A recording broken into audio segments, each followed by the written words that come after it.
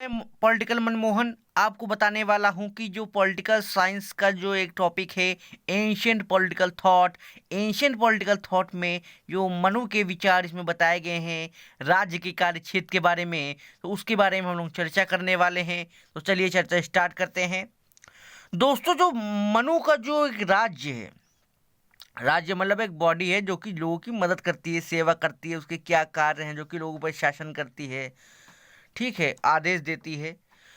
तो दोस्तों, मनु के अनुसार राजा का सबसे प्रथम कर्तव्य प्रजा की रक्षा करना है, और यदि राजा प्रजा की रक्षा नहीं कर पाता तो उसको रहने का कोई औचित्य नहीं है।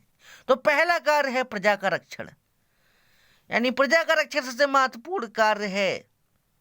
मनु के अनुसार ब्रह्मा ने राज्य की रचना प्रजा के रक्षण के लिए की, इसके लिए दंड शक्ति का प्रयोग करे। मनुस्मृति में जो है कि जो राज्य व्यवस्था है, राज्य व्यवस्था जो है वो सामाजिक समझौते सिद्धांत की ही तरह है, लगभग वही है, और देवी सिद्धांत का मिला जुला रूप है।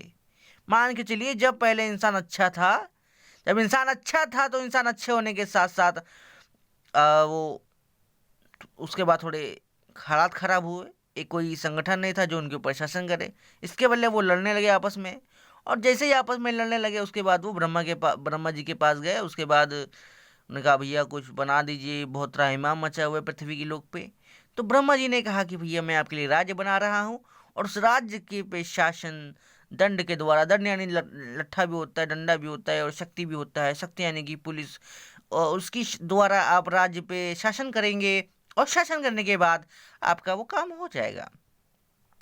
दूसरा कार्य है प्रजा पालन, लोक कल्याण। तो जो मनु का राज्य है वो प्रजापालक है, मतलब कि प्रजा का निरंतर और धैर्य पूर्वक पालन करना राज्य का अनिवार्य दायित्व है।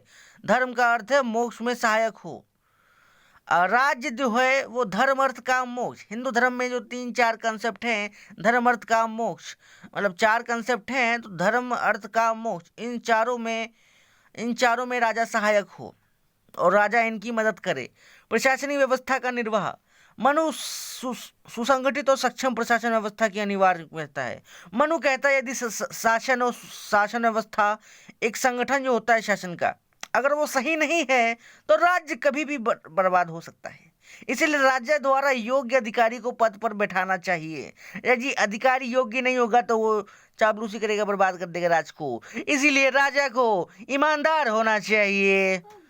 उसके बाद राजा सुनिश्चित करे कि राज्य कर्मचारी प्रजा के प्रति अपना दायित्व निष्ठापूर्वक पालन करें।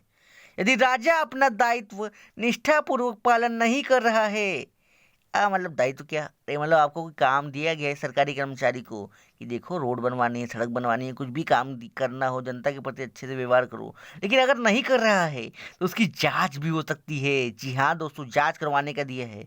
मनु के अनुसार हमें गुप्तचर रखने चाहिए, जासूस रखने चाहिए, जिससे जिससे जासूस इसलिए रखने चाहिए ताकि वो जांच कर सके अधिकारियों की, ताकि अधिकारी भ्रष्ट न निकल जाएं। जी हाँ दोस्तों।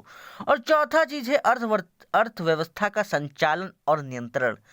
दोस्तों, मनु के अनुसार जो अर्थव्यवस्था है, राज्य का नियंत्रण होना चाहिए उसके ऊपर, क्योंकि राज्य जो है वो बहुत बड़ी चीज है। उसमें जो तमाम उद्योग हैं, तमाम वो सब हैं, वो राज्य के अंतर्गत आने चाहिए, और राजा इनको उद्योग को बढ़ाए, कर कम ले, टैक्स कम लेना चाहिए राजा को। ये सब उनकी बात है। अब देखिए उनके ये सब चीज़ हैं। अगर वीडियो अच्छी लगी हो तो सब्सक्राइब कीजिए मेरे चैनल को दोस्तों। Thank you. जय हिंद, वंदे मातरम, भारत माता की जय।